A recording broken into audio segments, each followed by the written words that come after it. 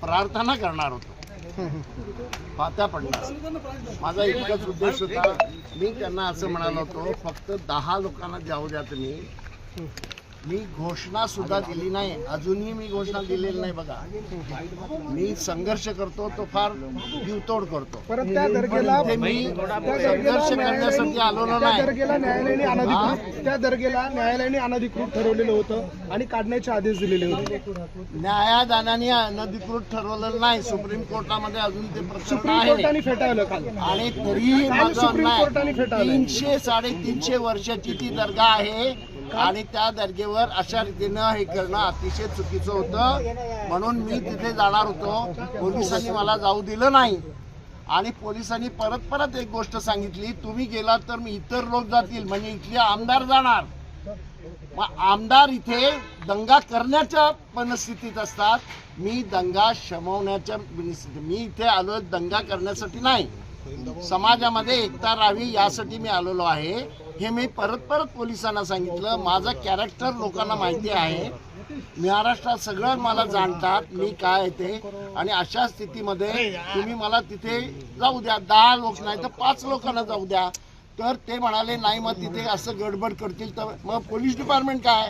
Police department गडबड करणाऱ्यांना संरक्षण देत असेल तर हे अतिशय चुकीचं आहे. पण तिथे दगडफेक झाली होती ना, पोलिसांवरती हल्ले झाले, त्यामध्ये काँग्रेसचे पदाधिकारी सापडून आलेले आहे. मग पोलिसांनी हे बघा, काँग्रेस कुणीही पोलिसांवर दगडफेक केली असेल, आरोपी आहे. मी त्याचं समर्थन करणार नाही.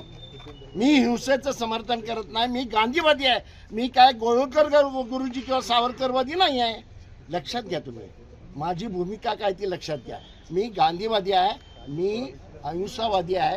दगडफेक करणं हे करणं मला मान्य नाही. सर, महाविकास आघाडीचेच काही लोक त्या ठिकाणी काही लोक पोलिसांना मदत करण्यासाठी गेले आणि त्यांना ज्यांनी अरेस्ट केले त्याच्याबद्दल बशीर आहे, त्यांनाच अरेस्ट केले. यांनी काही लोकांना मदत करण्यासाठी केली. मुख्य गोष्ट अशी आहे, पोलिसांचं जे म्हणणं आहे की तुम्ही गेल्यावर इतर लोक जे जातील, मग तुम्ही त्यांना जाऊ देऊ नका ना.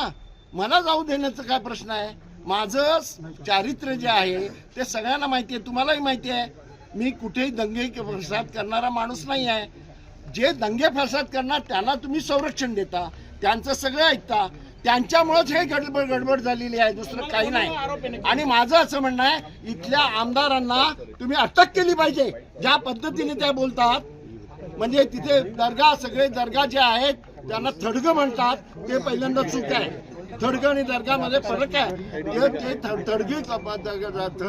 थडगी काढणार आणि तिथे हनुमानाचं मंदिर बांधणार असं म्हणणाऱ्यांना तुम्ही खरं म्हणजे अटक केली पाहिजे. सर्वोच्च न्यायालयाने एकदा निकाली काढलेला आहे, रद्द केलेली आहे, त्यानंतर आपण आज भेट देत आहात. याचं काय नेमकं प्रयोजन होतं? असं आहे, नेमकं काय तेच पाहण्यासाठी मी जात होतो. मला तेच पाहू दिलं नाही. मी तिथे नारेबाजी केली नाही, मी घोषणाबाजी केली नाही, मी काही केलेलं नाही.